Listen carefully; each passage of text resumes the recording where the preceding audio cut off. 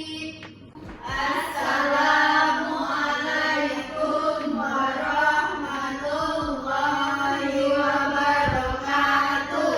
Waalaikumsalam warahmatullahi wabarakatuh. Ibu absen dulu ya. Waalaikumsalam warahmatullahi wabarakatuh. Ibu absen dulu ya. Ya, Bu. Suci, Hadir. Aini, Hadir, Bu. Rita, Hadir. Sally, yang berangkat siapa? Kita, Bu. Apa keterangannya? Sakit, Bu. Sakit. Ya. Iya, Bu. Kita doakan ya, semoga Mila bisa ikut pembelajaran minggu depan. Amin. Nah, kita tujuan pembelajaran dulu ya. Iya, Bu. Nah, dari tujuan pembelajaran itu yaitu peserta didik mampu menyebutkan organ-organ penyusun sistem ekspresi pada manusia. Terus yang kedua, peserta didik mampu mendeskripsikan struktur dan fungsi sistem ekspresi pada manusia. Dan yang ketiga yaitu peserta didik mampu menjelaskan proses pembentukan telinga di kulit. Nah, manfaat dari pembelajaran ini nanti adalah memberikan pengetahuan akan pentingnya pencegahan dari kelainan pada sistem ekspresi.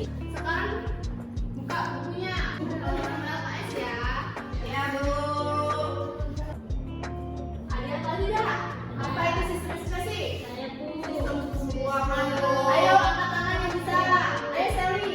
Proses pengeluaran dan sisa metabolisme dan tubuh. Nah, ada lagi yang mau menambahkan?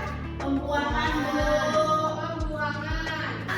Sekarang kita belajar tentang mekanisme pada organ kulit dan paru-paru. Ada yang sudah tahu belum? Tahu. Ayo coba jelasin apa mekanisme pada organ kulit. Saya, Bu. Ya. Tahunya dasar-dasarnya aja, Bu. Ya, ayo.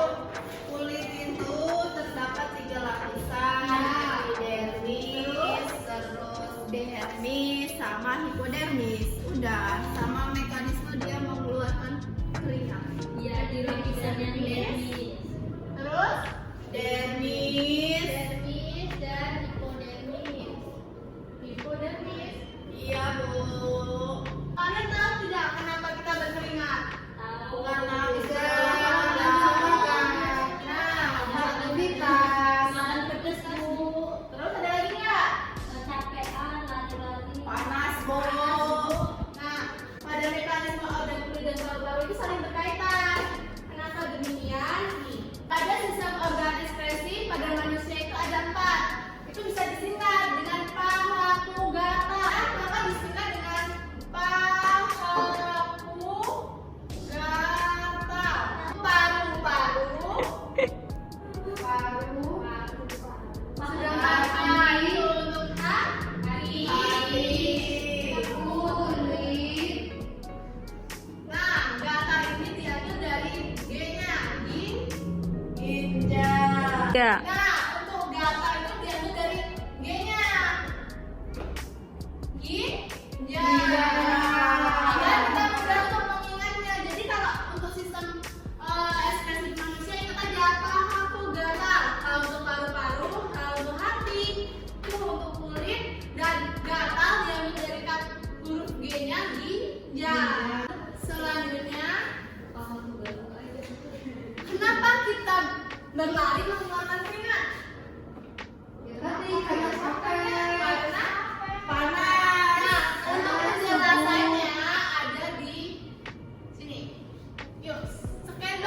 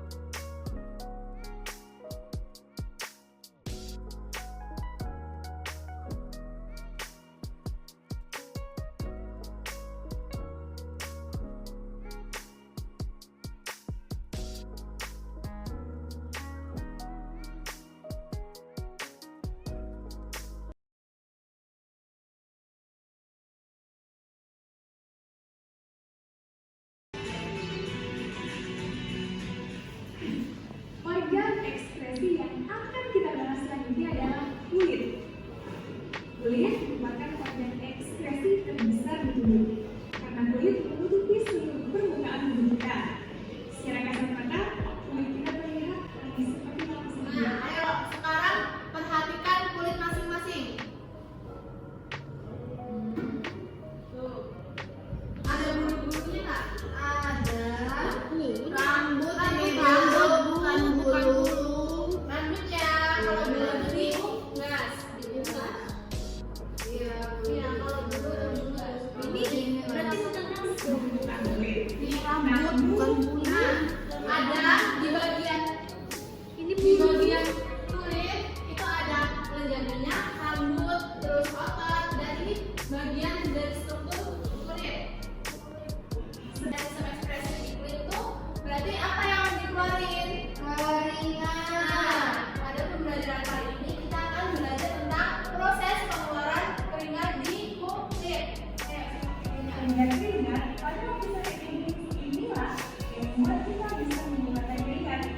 Dan ternyata proses berkeringat itu memang kompleks loh. Nah, pada proses pembentukan keringat itu suhu ruangan itu berpengaruh. Jika suhu ruangan itu tinggi, maka suhu tubuh kita akan meningkat. Dan jika suhu tubuh itu akan meningkat, maka akan mengirimkan sinyal ke hipotalamus. Tahu kan hipotalamus apa? Nggak tahu, Bu. Hipotalamus itu otak. Nah, sinyal ke hipotalamus itu akan dikirimkan ke adera. Kemudian akan disekresikan ke aktivitas ginjal. Selanjutnya, di aktivitas ginjal itu akan dialirkan ke darah melalui kulit. Maka suhu kulit akan meningkat sehingga akan kelenjar keringat akan aktif dan menyaring air dan garam sehingga pori-pori pada kulit itu akan melebar dan maka terjadilah proses berkeringat pada kulit. Setelah sudah tahu materinya tentang sistem ekspresi pada kulit, kita selanjutnya akan ke mekanisme organ paru-paru. Ada yang tahu tidak proses bernapas? Menghirup oksigen, mengeluarkan CO2, Bu.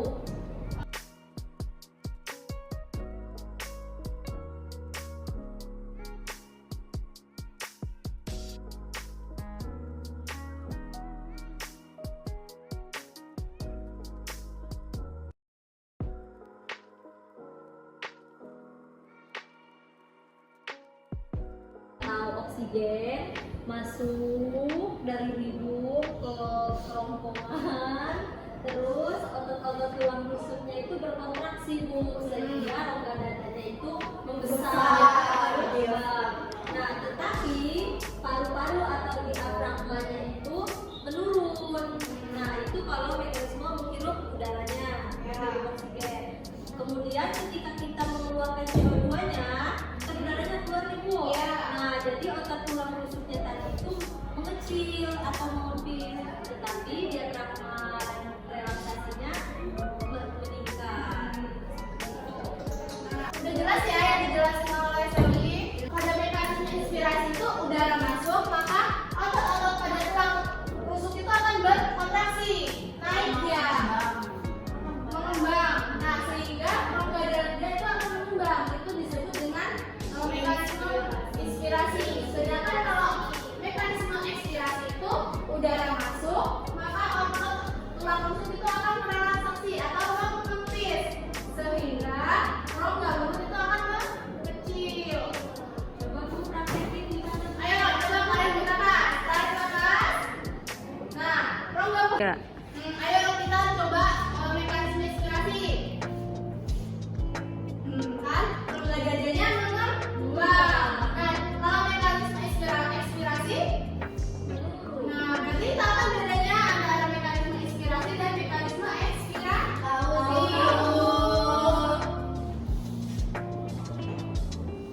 Sekarang kita akan mengerjakan LKPD. Ayo duduk menurut kelompoknya.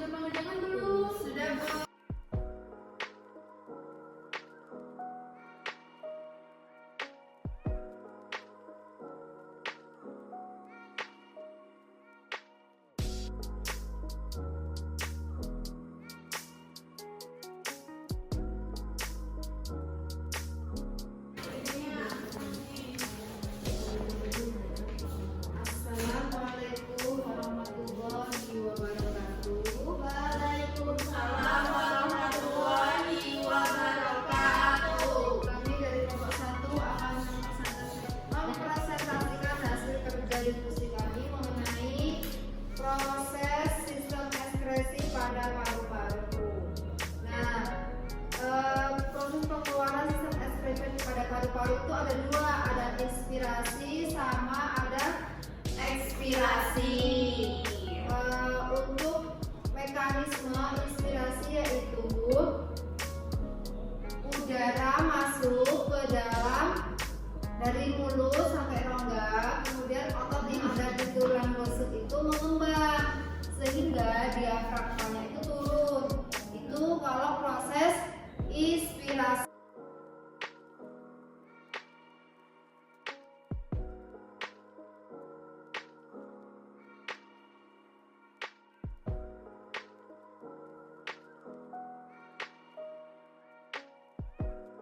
Yang ekspirasi yang akan disampaikan ini. Baik, di sini saya akan menjelaskan tentang mekanisme ekspirasi.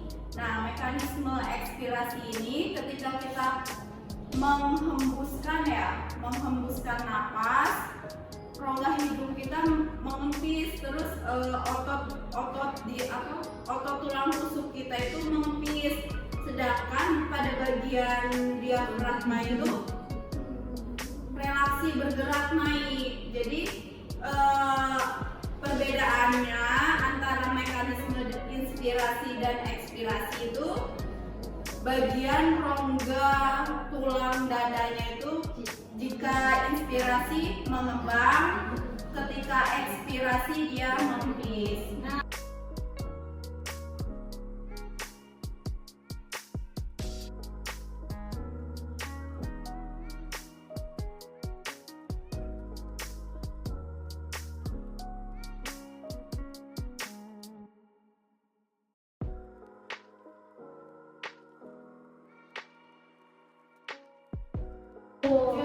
Itu kan kalau pada manusia, kalau pada burung gimana, Bu? Pada burung Burung itu kan bernafasnya pakai trakea, bukan pakai paru-paru. Bisa dong. Ada bedanya ya, Bu? Beda. Nah, kalau pada burung itu udaranya disimpan di pundi-pundi udara.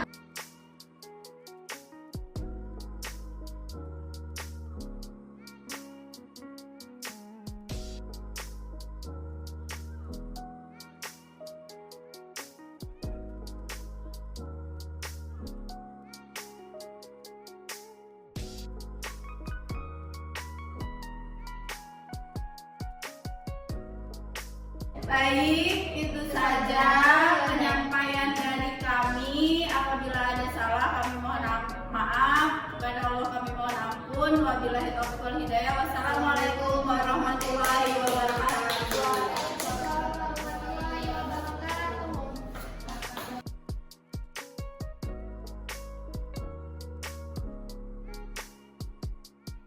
Assalamualaikum warahmatullahi wabarakatuh. Waalaikumsalam warahmatullahi wabarakatuh. Kami dari kelompok 2 akan menjelaskan mengenai mekanisme pembentukan mekanisme kulit. Ya, dari kulit. Proses pengeluaran keringat. Ya. Sebelumnya Sandy akan membuat gambar mengenai proses pengeluaran keringat. Terus saya menjelaskan mengenai proses pengeluaran keringat. Proses pengeluaran keringat diatur pada hipotalamus. Hipotalamus dapat menghasilkan enzim bradikinin yang bekerja mempengaruhi kegiatan kelenjar keringat. Kemudian jika hipotalamus mendapatkan rangsangan, misalnya berupa suhu pada darah, maka rangsangan akan diteruskan ke saraf simpatik ke kelenjar keringat. Selanjutnya, kelenjar keringat akan menyerap air, garam, dan sedikit urea dan tampilan darah dari mengirimkan ke permukaan kulit dalam bentuk keringat. Baiklah teman-teman, saya akan menjelaskan proses pengeluaran keringat. Nah, jadi ketika suhu badan kita meningkat atau suhu badan kita panas, maka akan memberikan sinyal ke hipotalamus atau otak kita. Kemudian hormon ADH-nya meningkat. Kemudian aktivitas ginjalnya menurun. Nah, setelah itu aliran darah masuk ke kulit, guys. Kemudian pembuluh darahnya melebar, masuk ke hipotalamus lagi untuk memproduksi kelenjar. Nah, kelenjarnya ini menyerap air dan garam. Kemudian setelah air dan garam, maka pori-pori kita akan membuka atau melebar sehingga keluarlah keringatnya, menguap. Jadi begitu. Ada yang ingin ditanyakan teman-teman? Ada yang ingin ditanyakan? Ada. Apa tuh? Ayo, kenapa? Biasanya kadang kita kalau nervous, kalau itu kok itu ya berkeringat juga ya. Iya. Dingin, Ya benar sekali. sakit. Jadi karena otak hipotalamus itu salah satu fungsi dari kulit itu kan merangsang ya. Jadi dia itu ketika kita takut, nervous, otak kita sudah takut itu. Jadi makanya kasihnya nggak perlu harus keringetan sih Bu, bisa juga gemeteran kayak gitu. Jadi begitu. Itu adalah Pelaksananya itu Gimana sih Ya. Sudah jelas. ada yang ditanyakan juga. Kita ya, kenapa kita berkeringat saat nervous? Karena di hipotalamus itu menghasilkan enzim berat ini yang bekerja untuk mempengaruhi kegiatan kelenjar keringat. Jadi kalau kita nervous maka enzim tersebut. Sekian presentasi dari kelompok 2, kurang lebihnya kami mohon maaf. Wassalamualaikum warahmatullahi wabarakatuh. Waalaikumsalam warahmatullahi. Dari materi tadi sudah paham kan anak-anak tentang proses pengeluaran keringat, proses ekspirasi pada paru-paru. Nah, ibu sedikit meluruskan pada proses pengeluaran keringat itu, yaitu keringat itu diatur pada hipotalamus, di mana hipotalamus itu akan menghasilkan enzim, kemudian enzim itu akan bekerja untuk mempengaruhi kelenjar keringat. Sedangkan untuk paru-paru, ketika kita bernapas,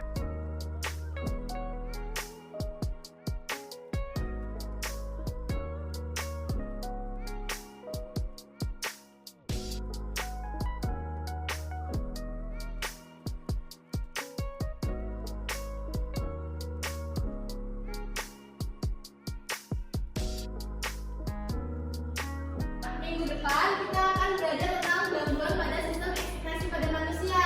Jangan lupa dibaca bukunya terlebih dahulu sebelum pembelajaran itu ya. Baik, Bu. Ayo ketua kelas menyiapkan. Duduk baik. Beri salam kepada